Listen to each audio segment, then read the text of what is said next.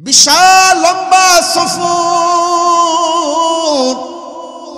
জমিন থেকে আসমান পর্যন্ত কত দূর, কত যে বিশাল দূরত্ব।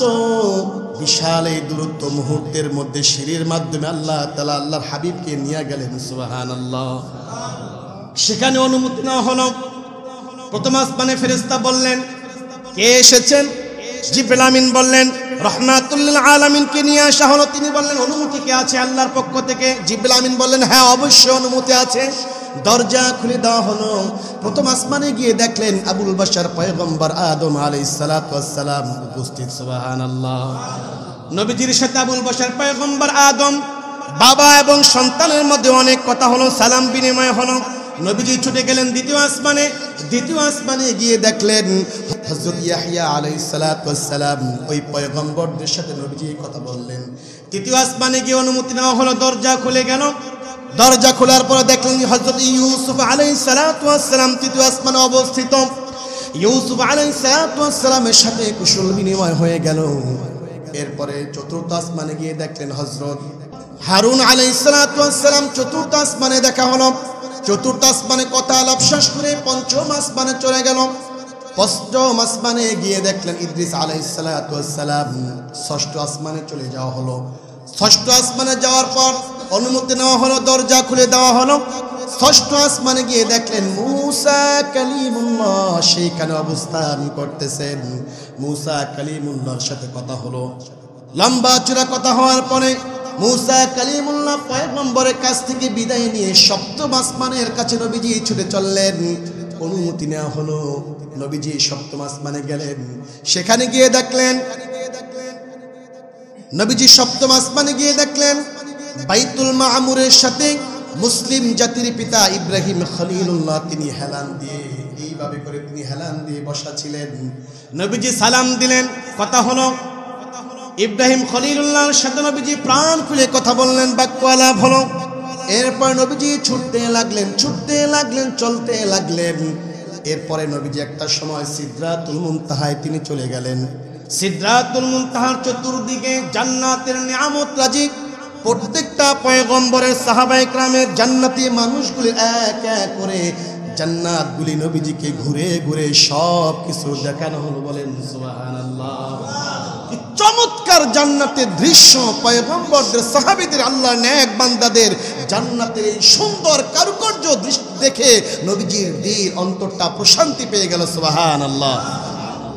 এরপর নবীজি সামনের দিকে ছুটতে লাগলেন। নবীজি যখন ছুটতে লাগলেন ওই সময় কারে আর জিবরিল আমিন আর থাকলো না।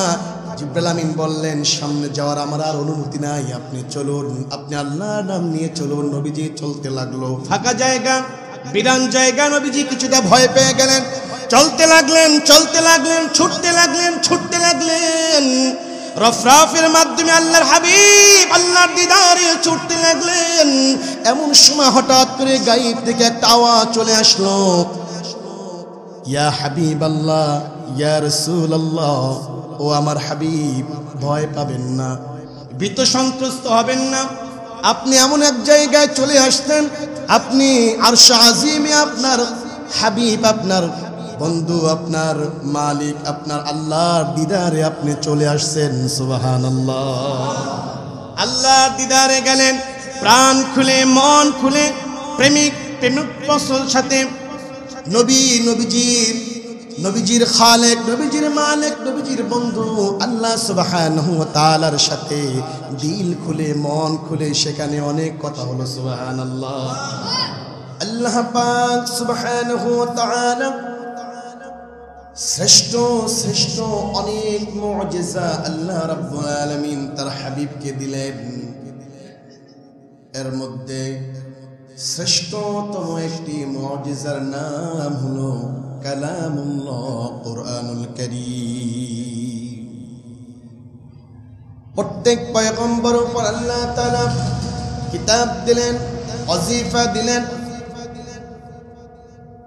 তবে আপনার আমার নবীর উপরে এমন একটি কিতাব দিলেন, এমন একটি কালাম দিলেন, সকল কালাম, সকল কিতাবের মধ্যে শ্রেষ্ঠ সেই কালাম, তার নাম হলো কালামুল্লাহ, কুরআনুল কারীম। জোরে বলুন সুবহানাল্লাহ।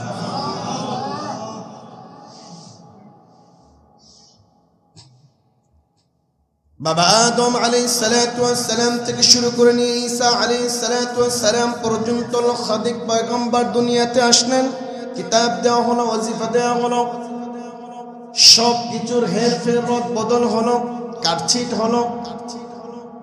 কালের বিবর্তনে এই হায়াতের লম্বাই সময়ের মধ্যে প্রত্যেক কিতাবের মধ্যে ওই উম্মত, ওই নবীর তাদের উম্মতেরা এটাকে ভালো করে সংরক্ষণ করা, যথা জায়গায় মূল্যায়ন করা তাদের পক্ষে এটা সম্ভব হয় নাই। সব নবী রাসূলদের সেই কিতাবগুলি যথা জায়গায়, সঠিক জায়গায়, পুঙ্খানু জায়গায় রয়নি। তবে আপনার আমার হাবিব কিবরিয়া নবীর উপর এমন একটি কিতাব আল্লাহ তাআলা নাজিল করলেন, যে কিতাবের দায়িত্বের ভার, এটার হেফাজতের দায়িত্বের ভার স্বয়ং আল্লাহ তাআলা নিয়ে নিলেন। সুবহানাল্লাহ। কুরআনুল কারীমের মধ্যে আল্লাহ তাআলা জানিয়ে দিলেন, ইন্না নাহনু নাযালনা যিকরা ওয়া ইন্না লাহু লাহাফিজুন। নিশ্চয় কোরআন আমি আল্লাহ নাযিল করেছি এবং এই কোরআনের হেফাজতের দায়িত্বের ভার, এটা সংরক্ষণের দায়িত্বের ভার আমি আল্লাহ নিজেই নিয়ে নিলাম। সুবহানাল্লাহ। এজন্য দুনিয়ার কোন নাস্তিক, মুরতাদ, ইহুদ, বেঈমান, নাসারা তারা যদি মনে করে মুসলমানের সব লাইব্রেরি থেকে, তাদের মসজিদ, তাদের ইবাদতগাহ থেকে কোরআনকে সংরক্ষণ করে জ্বালিয়ে নিঃশেষ করে দিব, নাউযুবিল্লাহ, এই চিন্তাধারা যদি দুনিয়ার কোন কুফার, ইহুদ, নাসারা, বেঈমান যদি করেও ফেলে, এরপরেও সব যদি জ্বালিয়ে দেওয়া হয়, নিঃশেষও যদি করে দেওয়া হয়, এই কোরআনের হেফাজত স্বয়ং করে দিবেন কে? কারণ লক্ষ লক্ষ কোটি কোটি জিন্দা হাফেজে কোরআন, জিন্দা কোরআন জমিনের মধ্যে রেখে দিয়েছেন কে? এই কোরআনুল কারীম নবীর উপর নাজিল করলেন।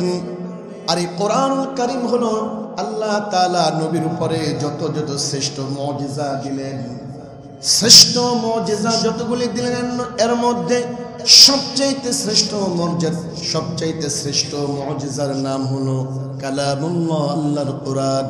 সুবহানাল্লাহ। এভাবে করে আরো অনেক অনেক শ্রেষ্ঠত্ব মুজিজা আল্লাহর হাবিবকে দিলেন। হাতের ইশারার মাধ্যমে চন্দ্রকে দ্বিখণ্ডিত করে দিলেন, ঠিক কিনা বলুন? এটা আপনার আমার হায়াত, আপনার আমার হায়াতুন নবী, জিন্দা নবী, আপনার আমার পেয়ারা নবী, ওনার অন্যতম শ্রেষ্ঠ মুজিজা। নবীজির আরো অনেক মুজিজা রয়েছেন।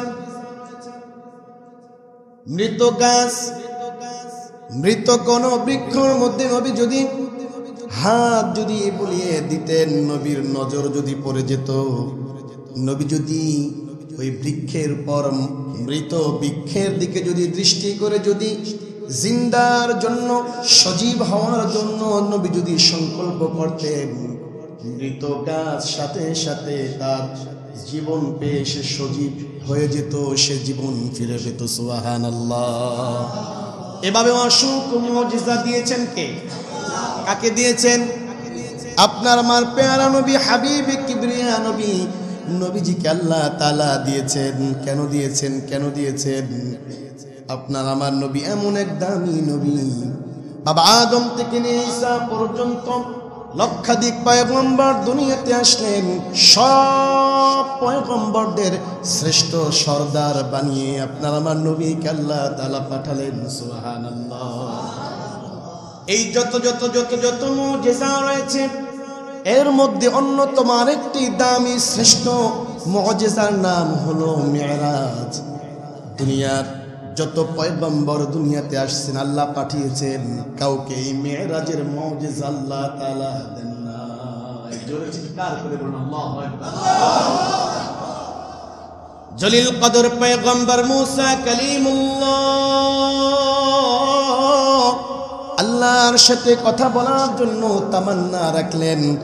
আল্লাহ বারবার বললেন, মুসা তুমি পারবে না, মুসা তুমি পারবে না, মুসা তোমার সেই ক্যাপাসিটি নাই, ধারণ ক্ষমতার, মুসা তুমি পারবে না।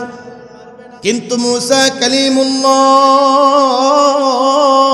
এমন একজন জলিল কদর পয়গম্বর নাসর বান্দা ছিলেন, আল্লাহর খুব নিকটের পছন্দের প্রিয় একজন পয়গম্বর ছিলেন।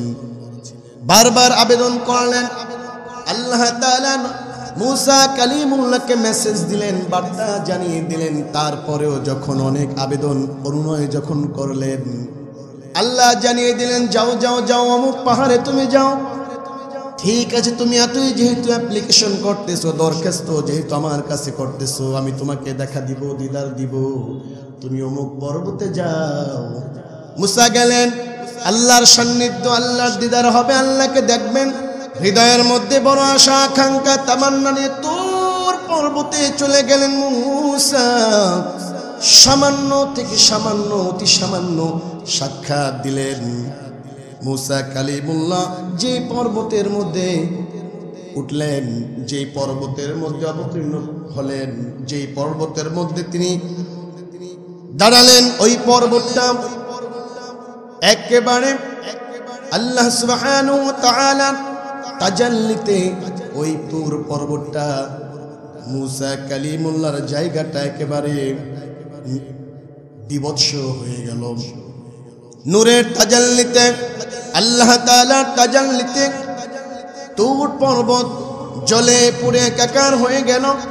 মুসা কালিমুল্লাহর বড় আশা ছিল, আকাঙ্ক্ষা ছিল, আল্লাহকে দেখবে, আল্লাহর সাথে সরাসরি মোলাকাত হবে, বড় তামান্না ছিল। কিন্তু মুসা কালিমুল্লাহর ভাগ্যে সেটা সম্ভব হয় না। ঠিক কিনা বলুন? আবেদন করেনি, কথা বলেন, আবেদন করেনি। আল্লাহ প্রথমে কি করেছিলেন? মায়া দরদ দিয়ে বারণ করেছিলেন, মুসা পারবে না। কিন্তু খুব আবেগী তো, খুব জলিল কদর পয়গম্বর তো, বলেছিলেন, না আল্লাহ চাই আমি দেখতে, তোমার জন্য আমার জীবন, আমার সব কিছু একাকার, তোমাকে একটু দেখতে চাই। ধরা দিলেন, নূরের তাজাল্লি বিন্দু থেকে বিন্দু নয়, জাররা থেকে জাররা নয়, তুর পর্বতে পড়ার সাথে সাথে কি অবস্থা হয়ে গেল।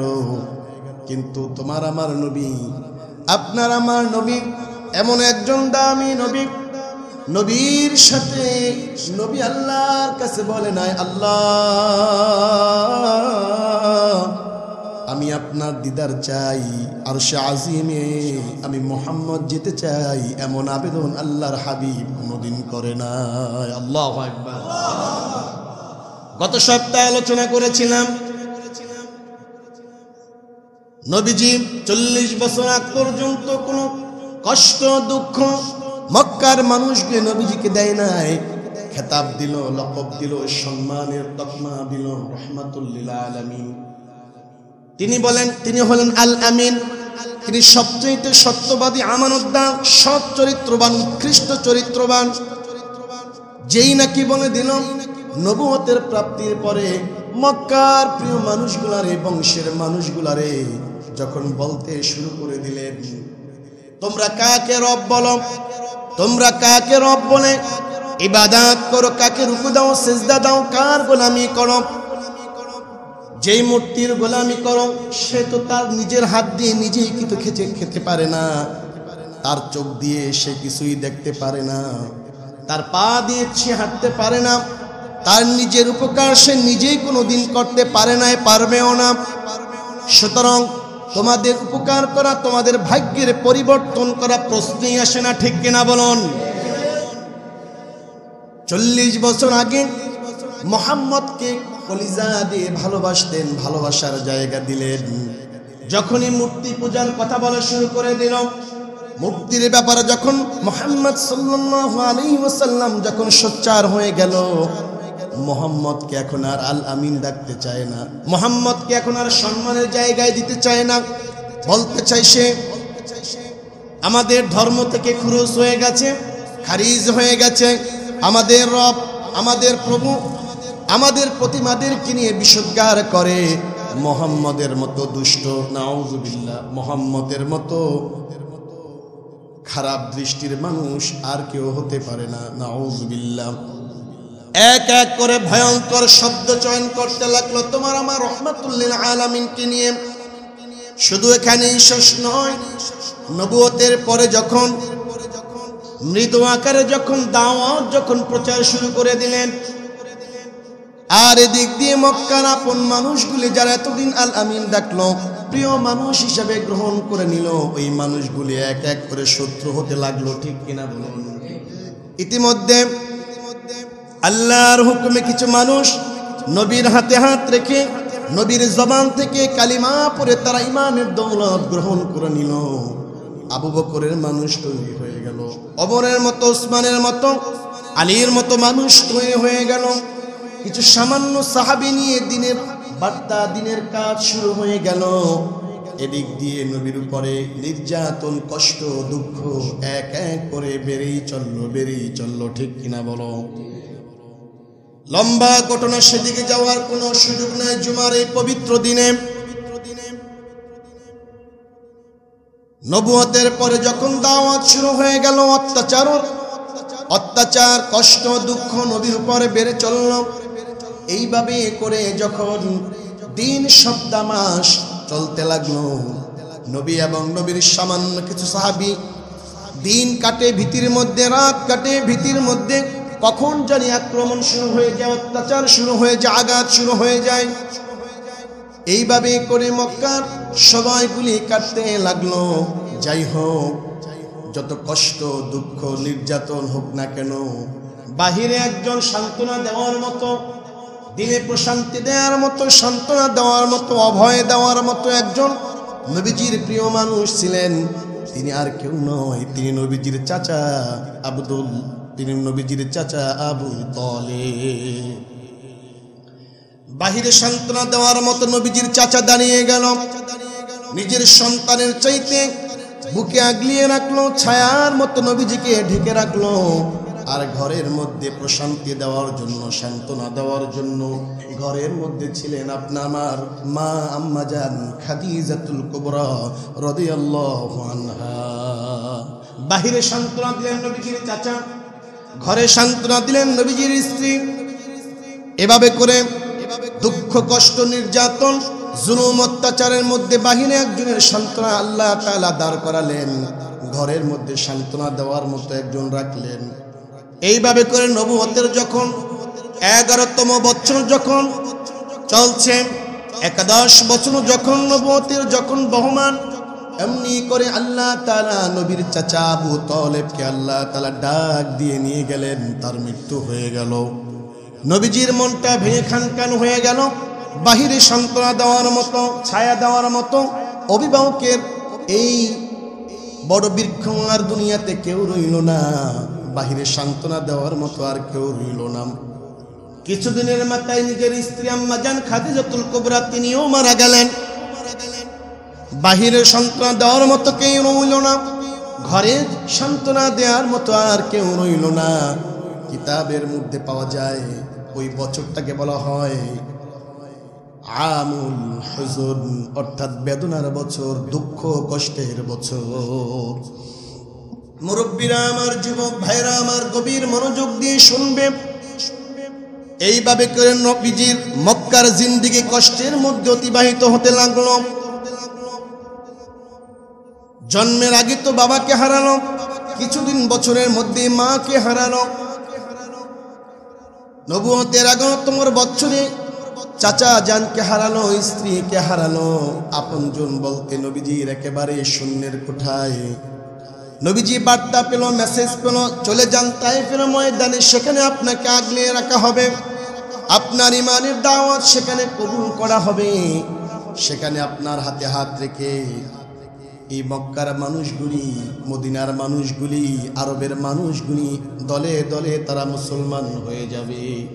নবীজি চলে গেল তায়েফের ময়দানে, কিন্তু দুঃখ কষ্ট নবীজির আরো বেড়েই গেল।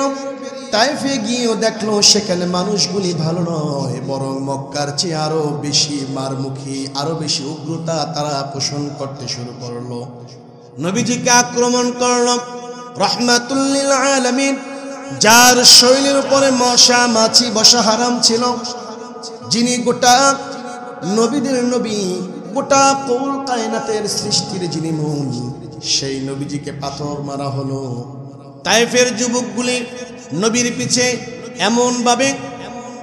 এমন ভাবে আক্রমণ শুরু করে দিল, নবীজিকে রক্তাক্ত করা হলো।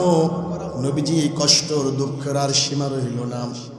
অমনি করে আল্লাহ রাব্বুল আলামিন নবী করিম সাল্লাল্লাহু আলাইহি ওয়াসাল্লামকে সান্ত্বনা দেওয়ার জন্য, প্রশান্তি দেওয়ার জন্য, হৃদয়ের মধ্যে, বুকের মধ্যে সব দুঃখ কষ্টকে মুছে ঝেড়ে ফেলে দিয়ে নবীজিকে তৃপ্তি দেওয়ার জন্য আল্লাহ রাব্বুল আলামিন এক চমৎকার, সুন্দর, পবিত্র, অন্যতম শ্রেষ্ঠ এক মুজিজার পরিবেশ কায়েম করলেন, যার নাম হলো মেরাজ। যার নাম কি? মেরাজ। এজন্যই খুতবার মধ্যে আয়াতে কারিমা আপনাদের সামনে আমি তেলাওয়াত করেছি। 15তম পারার প্রথম সূরার প্রথম আয়াত আল্লাহ তাআলা কোরআনুল কারীমের মধ্যে ইরশাদ করে জানিয়ে দিচ্ছেন, আমার সাথে জবান খুলে সবাই পড়ুন। বিসমিল্লাহির রহমানির রহিম। সুবহানাল্লাযী আসরা বিআবদিহি লাইলাম মিনাল মাসজিদিল হারাম مسجد الحرام إلى المسجد الأقصى الذي باركنا حوله لنريه من آياتنا إنه هو السميع البصير। জোরে জোরে বলুন আল্লাহু আকবার। এই মহাসত্য পবিত্র এই মুজিজা মিরাজ যে হবে, আল্লাহ তাআলা সূরাতুল বনী ইসরাঈলের প্রথম আয়াতের মধ্যে চমৎকার করে আল্লাহ তাআলা তুলে ধরলেন। মেরাজ শুরু হয়ে গেল। নবীজির চাচাতো বোন উম্মে হানির ঘরে নবীজি শুয়ে রইলেন। অসংখ্য অগণিত, যার কোনো কুল কিনারা নাই, মালায়েকা ফেরেশতাদের যিনি সর্দার জিবরাইল আমিন মিকাইল আলাইহিস সালাতু ওয়াস সালাম, দুইজন ফেরেশতা উম্মে হানির ঘরে প্রবেশ করা হলো। নবীজিকে নবীজির চাচাতো বোনের ঘর থেকে, সেখান থেকে নিয়ে এসে হাতিমে কাবার কিনারায় নবীজিকে সেখানে নিয়ে আসা হলো। নবীজিকে সেখানে নিয়ে এসে নবীজিকে পবিত্র সুন্দর পদ্ধতিতে বক্ষ বিদারণ করা হলো, অর্থাৎ ওপেন হার্ট সার্জারি করা হলো। নবীজির হায়াতের মধ্যে, কিতাবের মধ্যে পাওয়া যায় এই বক্ষ বিদারণ, ওপেন হার্ট সার্জারি, এই বুকের মধ্যে অস্ত্রোপচার। বর্তমানে বিজ্ঞান, এই ডক্টর, তারাই থিওরিটা পেয়েছেন মেরাজের ওই ঘটনা থেকে, নবীজির ওপেন হার্ট সার্জারি থেকে গবেষণা করে। সুবহানাল্লাহ। নবীজির হায়াতের জিন্দেগিতে কিতাবের মধ্যে পাওয়া যায় এক এক করে 3 বার হয়েছে। কয়বার? নবীজির দুধমা হালিমাতুস সাদিয়া, তার সন্তান ছিল একজন, অর্থাৎ নবীজির দুধ ভাই। শিশু বয়সে যখন মাঠে গেলেন, মাঠে গিয়ে শিশুরা ছোটাছুটি করে, হুড়াহুড়ি করে, লাফালাফি করে পড়ে যায়, বালু মাখে, কাদা মাখে, ঠিক না এটা বলুন? কিন্তু এই অভ্যাস, এই বৈশিষ্ট্য নবীর মধ্যে আল্লাহ তাআলা দিতে চান না। তিনি গোটা নবীদের নবী, কুল কায়নাতের নবী, আসমানের নবী, জমিনের নবী, প্রাণীকুলের নবী, ইনসানের নবী, সব মাখলুকের নবী। নবীজিকে ওইভাবে ঘুম দিয়ে, ওইভাবে করে নবীজিকে আল্লাহ তাআলা বেড়ে উঠাইলেন। শিশু বয়সে যখন খেলার মাঠে যখন দুধ ভাইকে নিয়ে গেলেন, ওই সময় ওপেন হার্ট সার্জারি করা হলো। কেন করা হলো? কিতাবের মধ্যে এসেছেন শিশু সুলভ আচরণ, ছোটাছুটি করা, খেলাধুলা করা, হুড়াহুড়ি করা, এই বৈশিষ্ট্যগুলি নবীর মাঝে কোনোদিন ছিল না। এ কারণে আল্লাহ তাআলা শিশু বয়সে নবীজিকে প্রথম ওপেন হার্ট সার্জারি করা হলো। সুবহানাল্লাহ। দ্বিতীয়বার আরেকবার ওপেন হার্ট সার্জারি করা হলো, বক্ষ বিদারণ করা হলো। সেটা হলো 20 বছর বয়স যখন হলো নবীজির, ওই সময়কালে যুবক বয়সে এমন কিছু কাজ, এমন কিছু কর্ম আমাদের সন্তানদের মাঝে, ছেলেদের মাঝে, মেয়েদের মাঝে, উঠতি বয়সে যুবক তরুণ তরুণীদের মাঝে পাওয়া যায়। কিছু কর্মের কারণে, কিছু কাজের কারণে মা বাবার মুখটা মলিন হয়ে যায়, ঠিক কিনা বলুন? কথা বলেন, ঠিক কিনা বলুন? এমন কিছু এই উঠতি বয়সের কিছু কর্মের কারণে, কাজের কারণে মা বাবা কষ্ট পায়, মহল্লাবাসী কষ্ট পায়। যুবক বয়সের এই উঠতি তরুণ তরুণীদের এই অভ্যাস, যুবকদের এই বেপরোয়া চলাফেরা গতিবিধি, এমন কোনো বিষয় যাতে নবীর মাঝে টাচ না পায়। এজন্য দ্বিতীয়বার 20 বছর বয়সে ওপেন হার্ট সার্জারি করা হলো। সুবহানাল্লাহ। আর একবার ওপেন হার্ট সার্জারি করা হলো কখন? ওই যখন মেরাজে যাবে, যেটা বললাম হাতিমে কাবার কাছে এসে তৃতীয়বার নবীজিকে আবার ওপেন হার্ট সার্জারি করা হলো। কেন করা হলো? আল্লাহর সান্নিধ্যে যাবেন, আরশে আজিমে যাবেন, 7 আসমান ভেদ করে আল্লাহর দিদারে যাবেন। ওই সব ক্যাপাসিটি, আল্লাহর দিদার, আল্লাহর সান্নিধ্য, আরশে আজিমে যাবেন, ওই আবহাওয়া, ওই পরিবেশ সব কিছু নবী যাতে ধারণ করতে পারে, হজম করতে পারে। এজন্য এমন এক সুন্দর পরিবেশ, এমন এক সুন্দর ইলম, হিকমত, প্রজ্ঞা আল্লাহর হাবিবকে দিলেন, যাতে আরশে আজিমের 7 আসমানের উপরের সব কিছু যাতে নবীজি গ্রহণ করতে পারেন। এজন্য আল্লাহ তাআলা তৃতীয়বার ওপেন হার্ট সার্জারির ব্যবস্থা করলেন। সুবহানাল্লাহ। ওপেন হার্ট সার্জারি করে নবীজির কলবটা বের করা হলো, স্বর্ণের একটি পাত্র আনা হলো, ওটার মধ্যে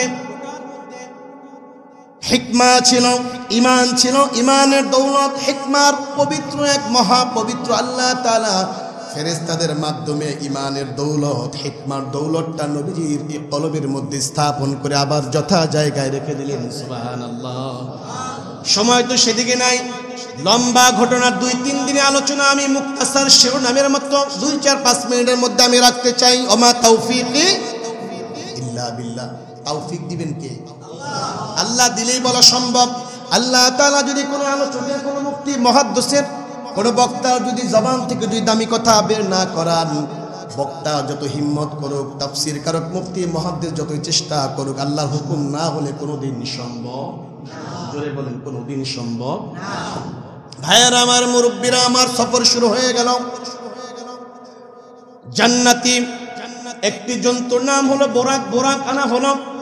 মুক্তাসার কথা হলো বোরাকে উঠবে, কিন্তু বোরাক তো ভালো করে নবীজি কিভাবে আশ্বস্ত করতে পারলো না, নড়াচড়া শুরু করে দিল। জিবরাইল আমিন বললেন, খবরদার, খবরদার বোরাক, তোমার হায়াতের জীবনে এমন দামি মানুষ, এমন সম্মানী মানুষ কোনোদিন তুমি তোমার উপর উঠে নাই।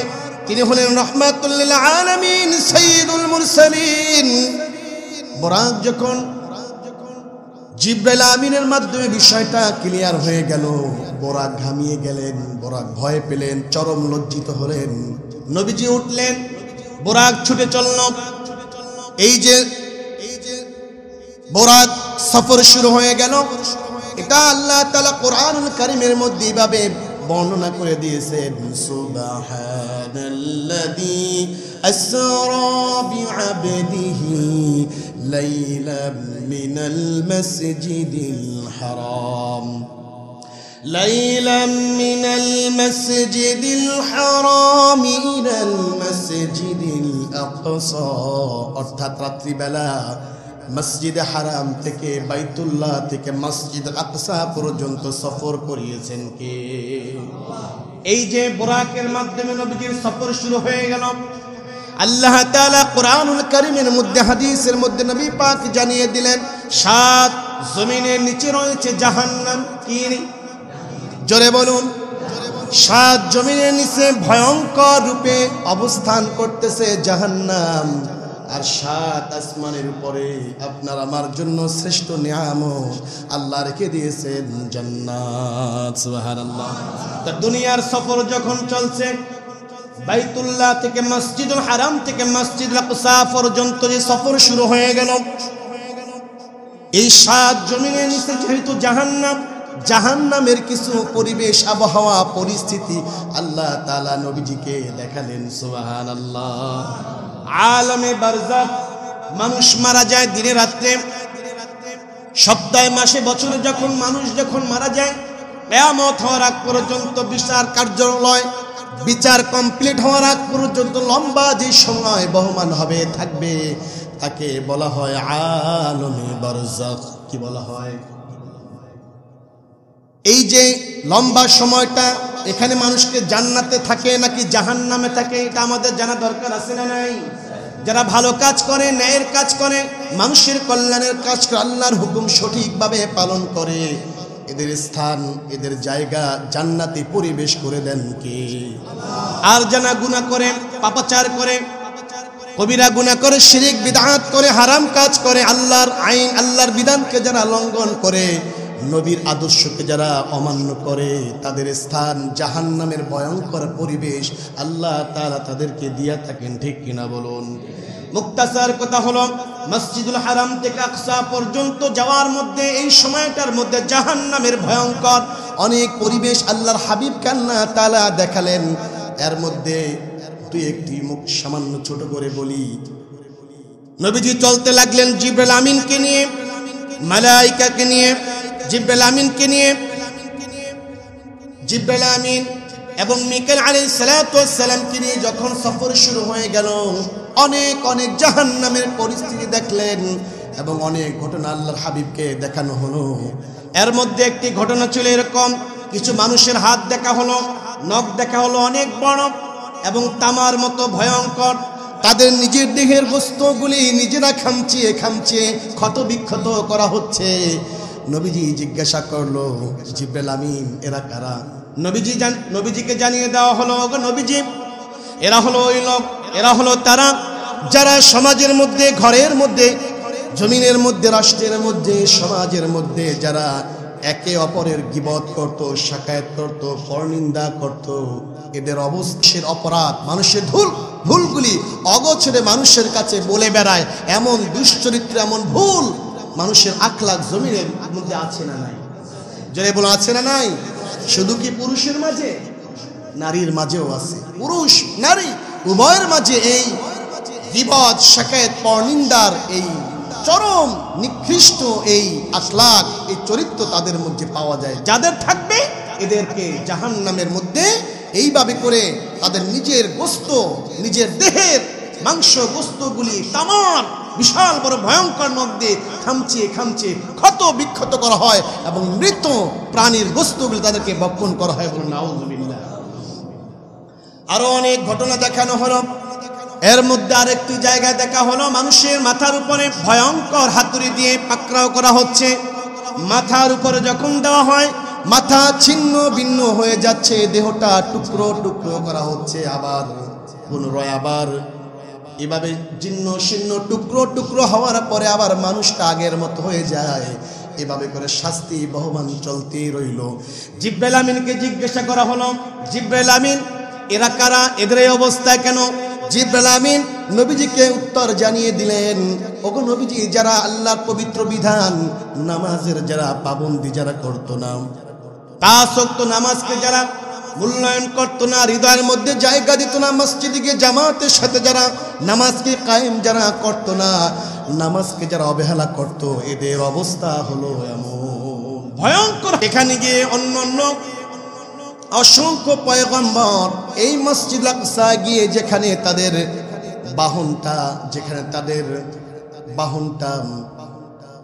যেখানে তাদের যন্ত্রগুলি বাঁধতেন, বাহনগুলি বাঁধতেন, কিতাবের মধ্যে এক রওয়ায়াতে এসেছেন, জিবরাইল আমিনের হাতের আঙ্গুল দিয়ে বড় একটি পাথরকে আঙ্গুল ভেদ করে, সেখানে আঙ্গুল ভেদ করে ফুটো করে ওই জায়গার মধ্যে বোরাককে বেঁধে রাখা হলো। বোরাককে বেঁধে বাঁধার পরে নবীজি মসজিদুল আকসার মধ্যে প্রবেশ করলেন, 2 রাকাত নামাজ পড়লেন, তাহিয়াতুল ওযু, দুখুলুল মসজিদ। 2 রাকাত নামাজ আদায় করে জিবরাইল আমিনের সামনে একটি পাত্র আনা হলো। ওই পাত্রের মধ্যে দুধ ছিল, পানি ছিল, মধু ছিল, শরাব ছিল। নবীজি পানি গ্রহণ করেন নাই, তাহলে উম্মত পানির মধ্যে ভেসে ডুবে মারা যেত। ঠিক কিনা বলুন? কিতাবের মধ্যে এসেছেন, পানি গ্রহণ করলে ভয়ঙ্কর বিপদ তাদের জন্য সামনে ছিল। আর শরাব যদি গ্রহণ করতেন নবীজি, তাহলে সব মানুষগুলি গোমরাহ হয়ে যেত। এক অলৌকিক, এক সুদর্শন, এক দামি, এক সুন্দর আকারের সিঁড়ির ব্যবস্থা করে দিলেন। আল্লাহ সুবহানাল্লাহ। দুনিয়াতে যত দামি দামি রাষ্ট্রে যারা ভ্রমণ করেছেন দেখেছেন, শপিং মহল থেকে শুরু করে অফিস আদালতে ভিন্ন ভিন্ন প্রক্রিয়ার লিফট আছে না নাই, সিঁড়ি আছে না নাই। কিন্তু দুনিয়ার বিজ্ঞান যদি এগুলি আবিষ্কার করতে পারে, আর যিনি বিজ্ঞানের খালেক, বিজ্ঞানের মালিক যিনি, আপনার আমার মালিক যিনি, তার বানানো সিঁড়ির পদ্ধতি কেমন হতে পারে আল্লাহ ছাড়া কেউ বলতে পারবে না। ঠিক কিনা বলুন? এইভাবে করে মসজিদুল আকসা থেকে জান্নাত পর্যন্ত স্বয়ংক্রিয় একটি সিঁড়ির ব্যবস্থা করা হলো। নবীজি মসজিদুল আকসা থেকে প্রথম আসমানে চলে গেলেন। বিশাল লম্বা সফর,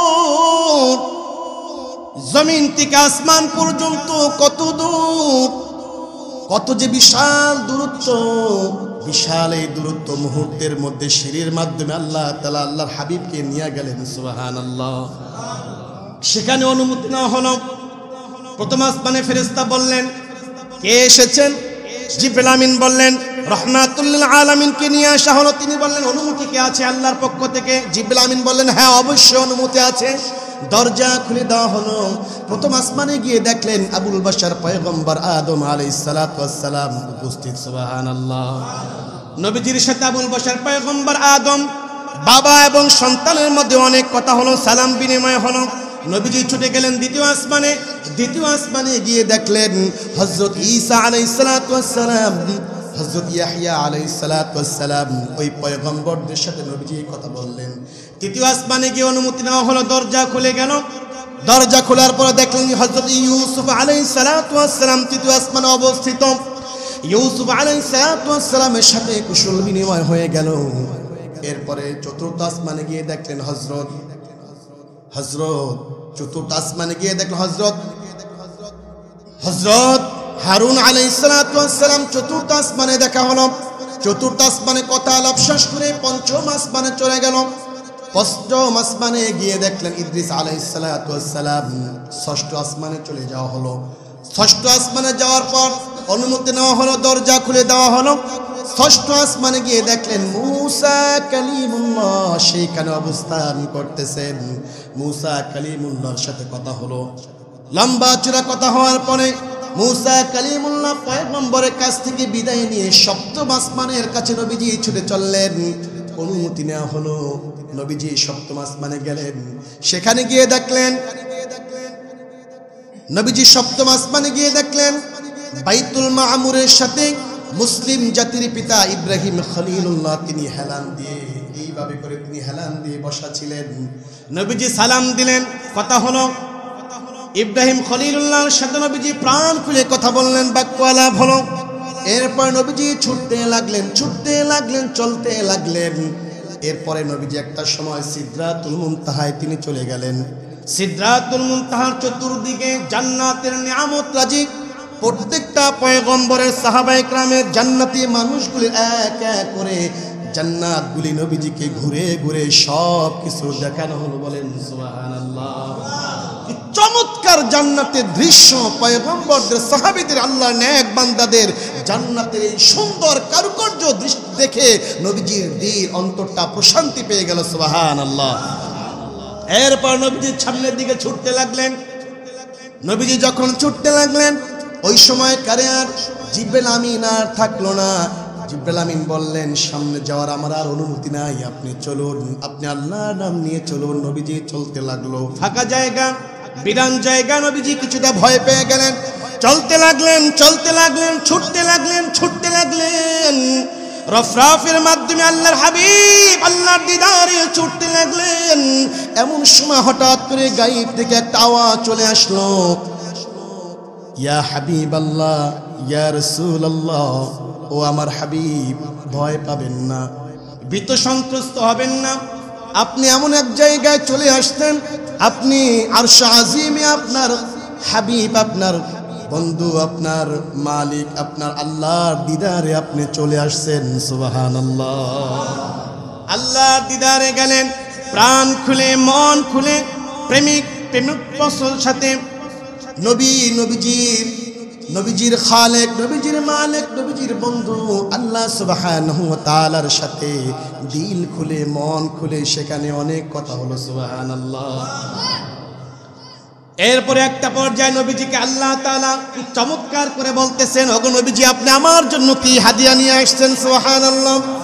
নবীজি জানিয়ে দিলেন, নামাজের মধ্যে যেই আমরা দোয়াটা পড়ি, যেই দোয়াটা আল্লাহ তাআলা ওয়াজিব করে দিয়েছেন, ওই দোয়াটা হাদিয়া স্বরূপ আল্লাহ তাআলাকে নবীজি পেশ করলেন।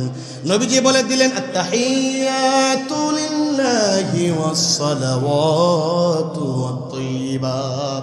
তিনি তো সবচেয়ে বড় ধনী, ঠিক কিনা বলুন?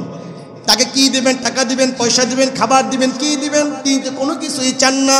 নবীজি ভেবে চিন্তে নবীজি বলে দিলেন সকল প্রশংসা, সকল ইবাদত, পবিত্রতা আপনি আল্লাহ, আপনার জন্য আমি হাদিয়া নিয়ে এসেছি। সুবহানাল্লাহ। আল্লাহ তাআলা নবীজির হাদিয়া পেয়ে খুশি হয়ে গেলেন। আল্লাহ তাআলার পক্ষ থেকে বার্তা চলে আসলো। আল্লাহ তাআলা জানিয়ে দিলেন সালামু আলাইকা আইয়ুহান নাবিয়্যু ওয়া রাহমাতুল্লাহি ওয়া বারাকাতুহু। ওগো আমার নবী, আল্লাহ তাআলা বলতেছেন ওগো আমার নবী, আপনার উপর শান্তি বর্ষিত হোক, আপনার উপর রহমত বরকত বর্ষিত হোক। নবীজি দেখলেন আরশ আজিমে গিয়ে আল্লাহর দিদারে গিয়ে, ওখানে গিয়ে নবীজি উম্মতের মায়া, উম্মতের দরদ হৃদয় উতলে উঠলো। আল্লাহু আকবার। ওই সান্নিধ্যে গিয়ে নবীজি উম্মতদেরকে ভুলে নাই। জোরে জোরে বলুন সুবহানাল্লাহ। নবীজি দেখলেন এই দিদারের মধ্যে, সাক্ষাতের মধ্যে আল্লাহ তাআলা আমাকে শান্তির বার্তা দিলেন, সালাম দিলেন, রহমত দিলেন, বরকত দিলেন। না না, আমি একার পক্ষ থেকে সেটা গ্রহণ করব না। আল্লাহর হাবিব আল্লাহকে জানিয়ে দিলেন আসসালামু আলাইনা ওয়া আলা ইবাদিল্লাহিস সালিহিন। আল্লাহ সব পয়গম্বরের পক্ষ থেকে, আপনার সকল নেক বান্দার পক্ষ থেকে এই শান্তি, এই বরকত, এই রহমত আমি নবীজি গ্রহণ করলাম। সুবহানাল্লাহ। এজন্য হাদিসে নবীজি জানিয়ে দিয়েছেন লা ইউমিনু আহাদুকুম হাত্তা ইয়াকুনা হাব্বা ইলাইহি মিন ওয়ালিদিহি ওয়া ওয়ালাদিহি ওয়ান নাসি আজমাইন।